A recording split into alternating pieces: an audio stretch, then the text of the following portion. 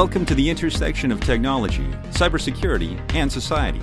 Welcome to ITSP Magazine Podcast Radio. You're about to listen to an episode of Tech Done Different podcast with Ted Harrington. Do you follow the pack or challenge the status quo? Join Ted as he explores how to succeed by going against conventional wisdom. You'll hear leaders in technology and security tell stories about how they achieve their success by doing things differently. Knowledge is power. Now, more than ever.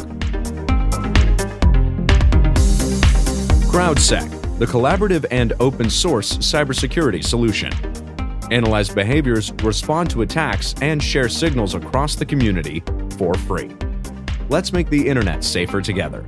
Learn more at crowdsec.net.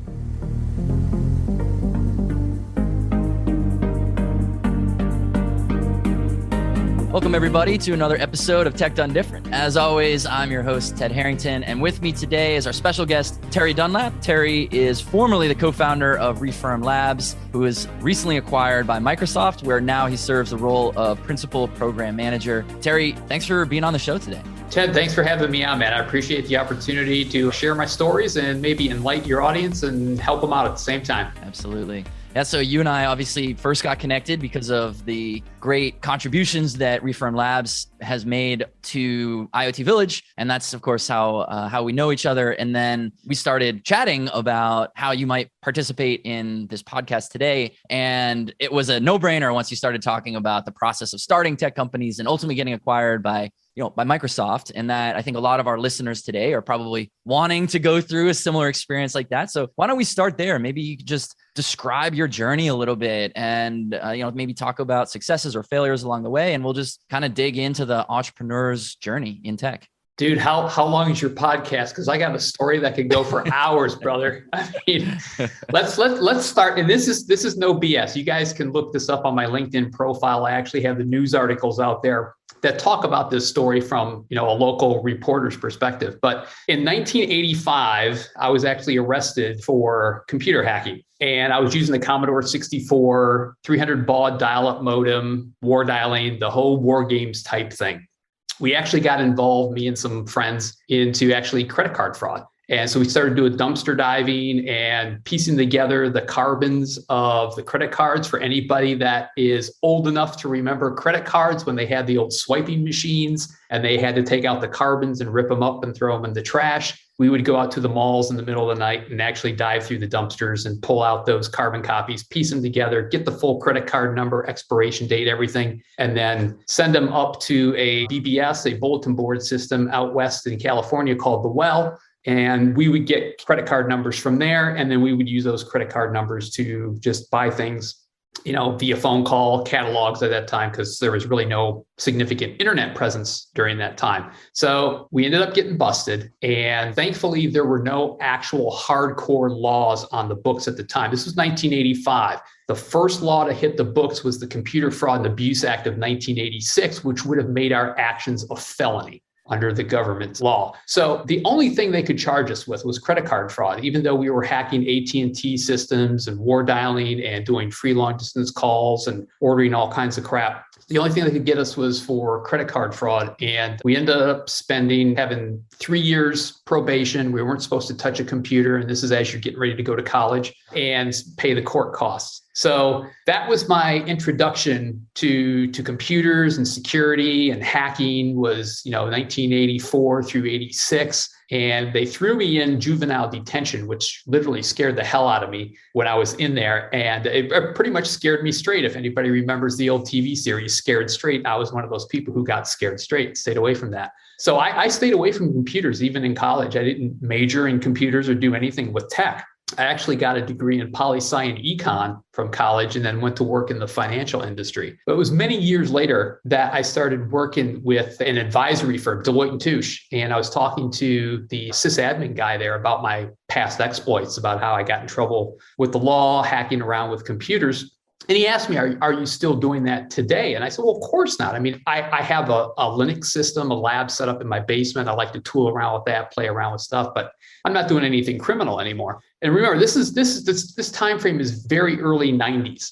And he told me at that time, he goes, well, do you know people actually nowadays get paid to break in to companies to test their security? And I was like stunned. This is penetration testing in its infancy. And Deloitte had a pen testing team. And he said, hey, let me make some introductions and maybe, you guys will hit it off and they have some openings and you might become a penetration tester. And sure enough, I did. I passed their tests. The stuff just kind of came naturally to me. And we were working on all kinds of different projects, which opened me up to professional penetration testing, which I didn't even know was a thing up to that point. And so I'm getting paid to hack. And I thought this was awesome. Part of, the Deloitte gig at that time was, some paid training. So I went to my very first SANS conference up in Baltimore, Maryland. And I was in the concourse waiting to get a Starbucks. And, if you've ever been to these conferences, it's usually just your first name and, the name of your company.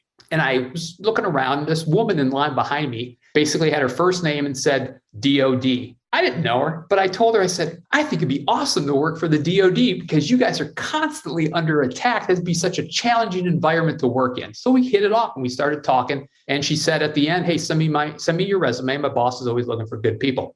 So I sent her my resume. It took a while for any response to come back. And she finally said, hey, look, I'm going to let you talk to our recruiter because he's interested in bringing you in for some open positions. So be expecting a call from him. So I'm expecting this call. Eventually it comes in. He tells me his name and he says he's with the U.S. National Security Agency. I was floored. I couldn't believe it. So he told me that he got my resume from this person.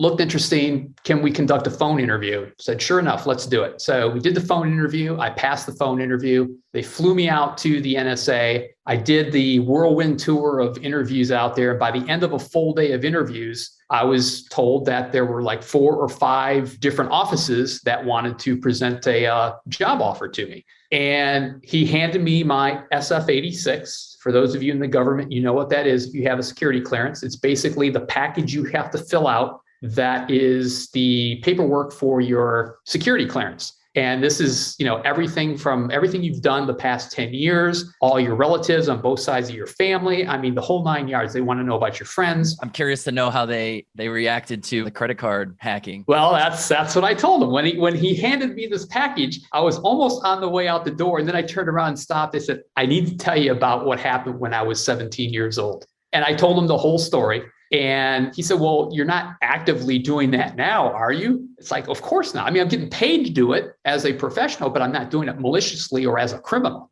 And he said, well, then don't worry about it. This is the skill set that we're looking for. And remember, this is now the point in time here is just shortly after 9/11. So this is October after the 9/11 attacks. And so the intelligence community is on a hiring spree. So the timing for me couldn't have been better because they were scrambling to get people filled in analyst roles, cyber roles to fight the war on terror. So I told him everything that happened. And he said, just get this package back to us because the way that the NSA operates when they have a job opening is that they offer the job to 5 people for the same spot, simply because most people cannot pass the background check. So whoever passes the background check first out of those 5, give or take, is the one who gets the actual job offer. So obviously, I went and filled it out as quickly as I could, gave them access to anything that they wanted to have access to. And about 9 months later, I actually got approved to get my top secret security clearance and work at the NSA. So I start on September of 2003, and I immediately find out where I think I can apply my skills the best. They initially have you in one particular role, but once you're in that role for a certain amount of time, you're free to move around and look elsewhere.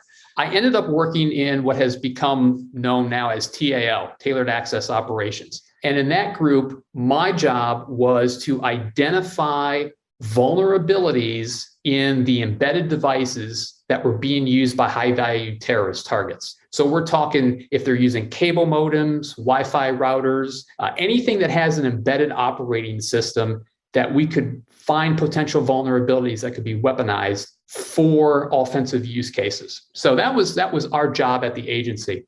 So, for example, we might get word from the field that a particular target is using Linksys WRT54G. So we would go out to Linksys website, download the firmware, reverse engineer that firmware, looking for vulnerabilities. Once we find those vulnerabilities, now begins the arduous task of, can we actually weaponize these? Can these vulnerabilities actually be exploitable remotely?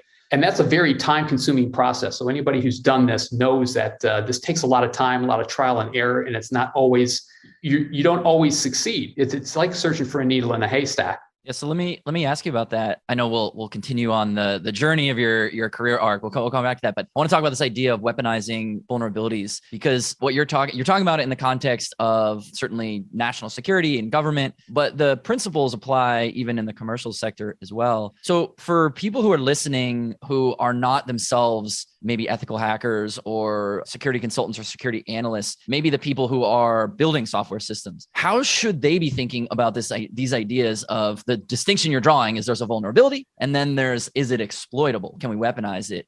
What's the advice to a tech leader about the distinction between those two ideas? The way that we would approach things would almost be from a criminal perspective. How do we break into these places? And a lot of tech leaders don't have access actually to the source code or the firmware, and they still need to make these critical decisions on, do I buy this IoT device, sight unseen? What type of assurances do I have that it's actually secure? That's one of the things that my company is working on, is taking our knowledge that we've used to identify these vulnerabilities and make it very easy for people in position, particularly builders of these devices, to make sure that their devices aren't exploitable by foreign actors like me in other countries, or that the enterprise is not currently running these on their existing network.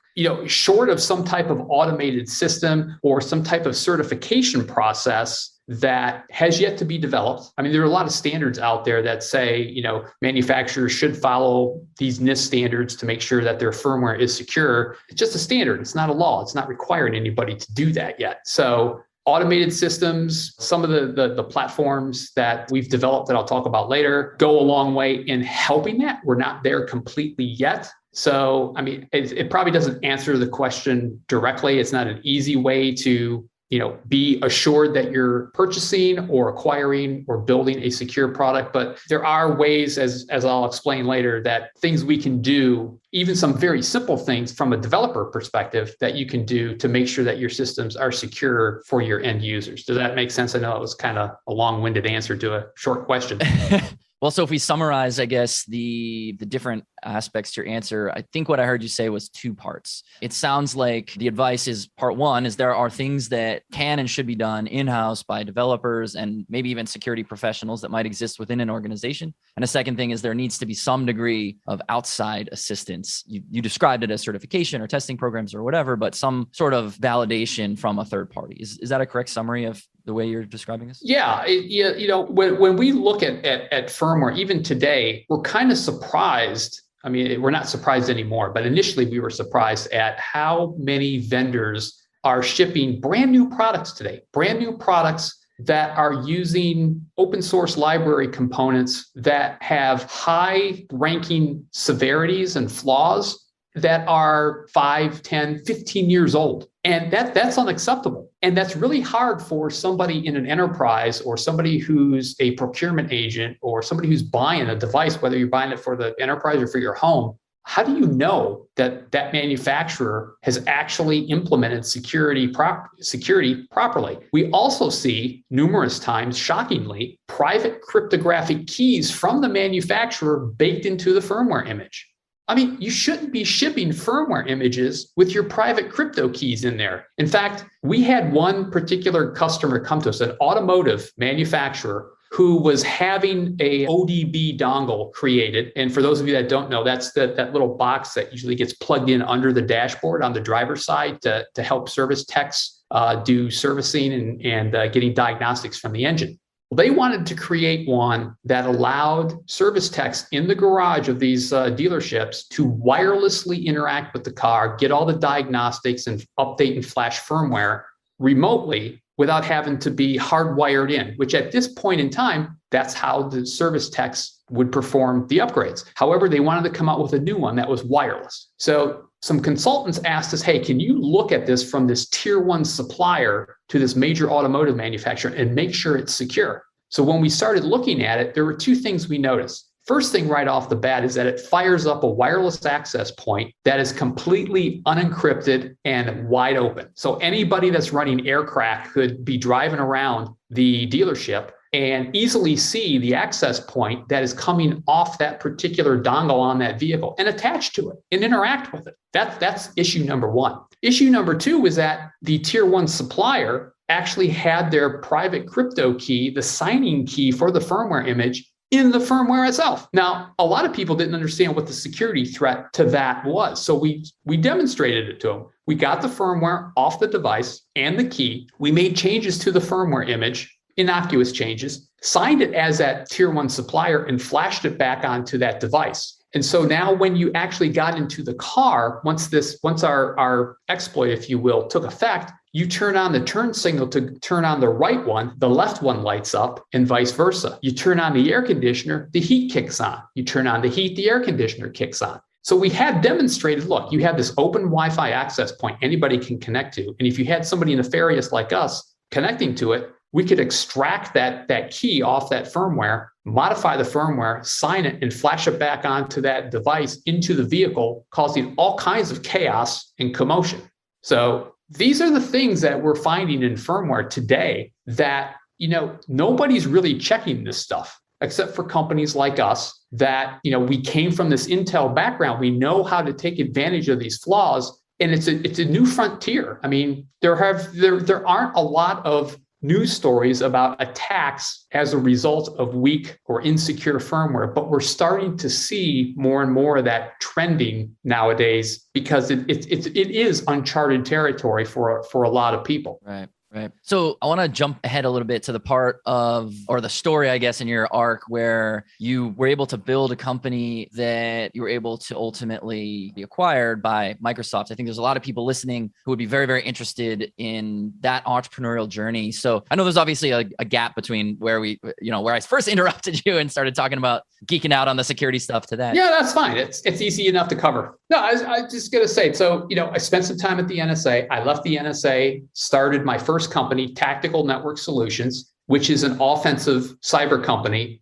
helping weaponize exploits for the greater intelligence community and friendly foreign governments. And as I mentioned, during our actual employment at the NSA, reverse engineering this firmware was a manual process, finding these vulnerabilities. So to meet the demand for the weaponization of these exploits, we identified the need to start automating this process. So slowly over many years, I'm talking 5-7 years, we started to automate the process where we could go to a manufacturer's website, download the firmware, and in 30 minutes, give us a roadmap on where the weaknesses are and how we could turn those weaknesses into exploits. The skill set is not taught in schools. Well, maybe it is nowadays, but back then it really wasn't that much of a priority or much of an interest. So what we ended up doing was creating training classes to teach people how to do this. So that was Tactical Network Solutions, developing this automated way to identify vulnerabilities that could be weaponized, training people how to do this as well.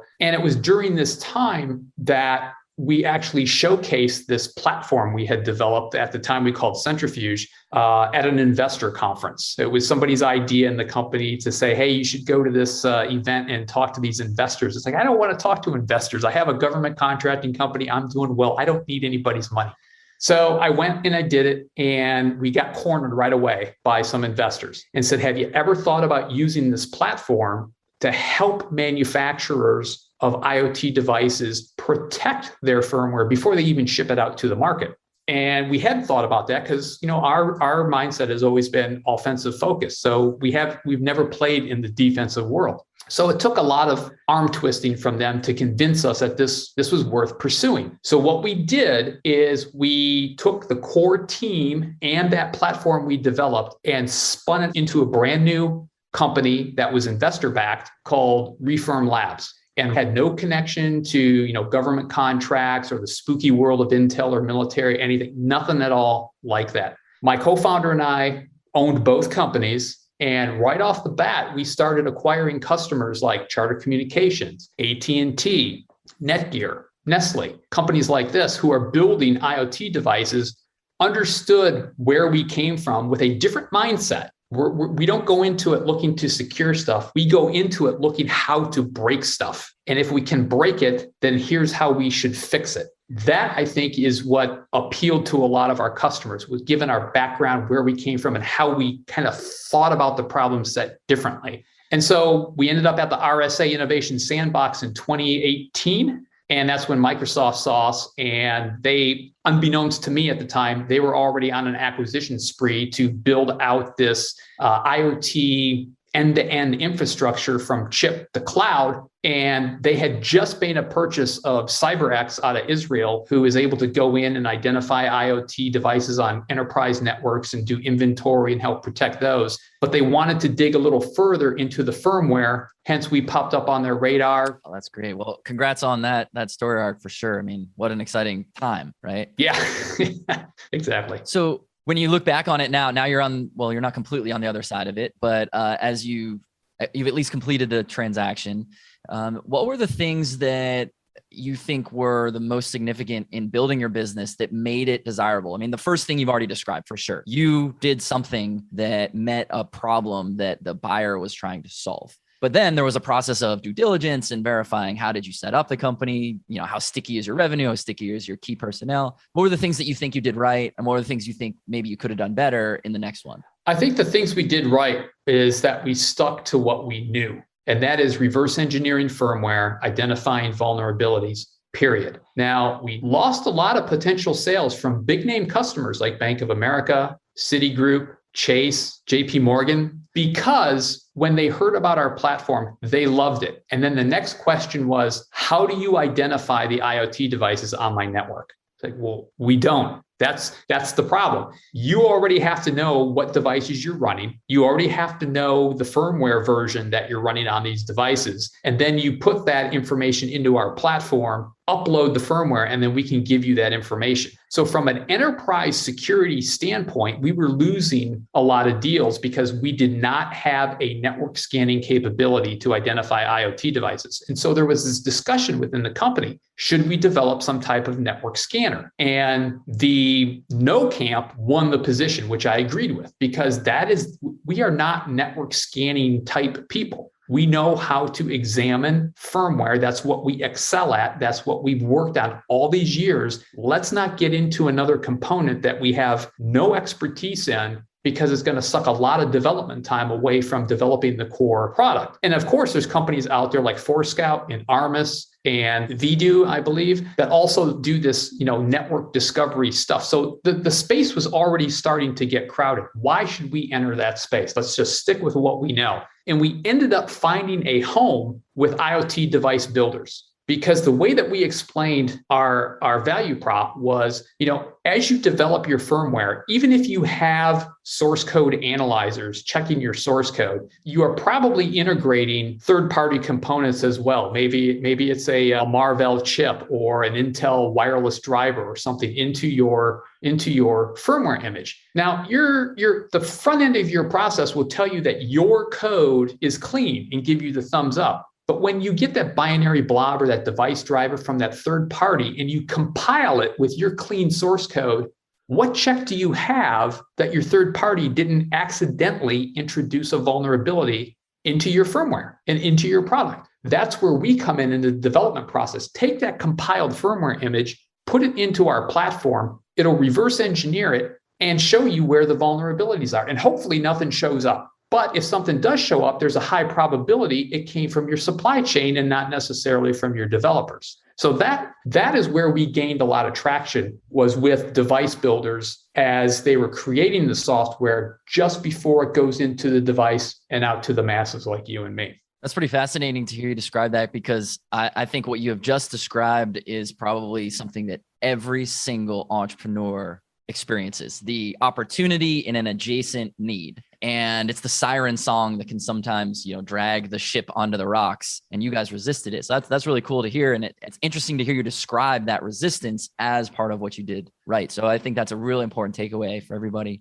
As our time comes to a conclusion here, is there any parting insights or wisdom that you want to share with our audience about how they can think about either the security aspects of what you described today or the entrepreneurial aspects of running a tech company? I think from the entrepreneurial side of things, you have to stay focused. Like I just illustrated, we didn't want to get distracted by chasing deals and chasing revenue based on a demand that we had yet to build a capability for. It is disappointing to go into a big name company like Bank of America or Citigroup and see what the potential is and know that you missed the deal because you can't scan the network for IoT devices. I mean, there was a lot of debate on whether or not to pursue this. And thankfully, we stuck to our guns and stuck to our niche and pursued that. And that's very tough to do. I wish I could describe or have a checklist of like a coping mechanism on how to deal with that once it arises, but I really don't. But you have to understand what you're really good at, even if it's as niche as something as analyzing firmware like ours was.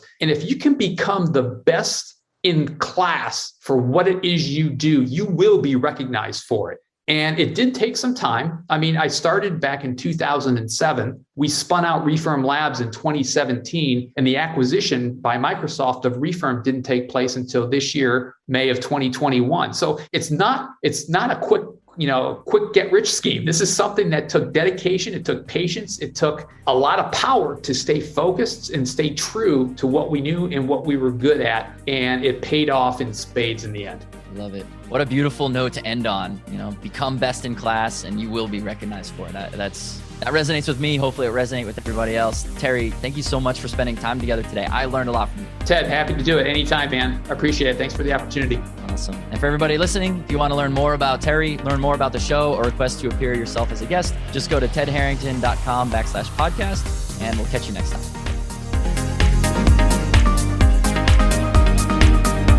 CrowdSec, the collaborative and open source cybersecurity solution.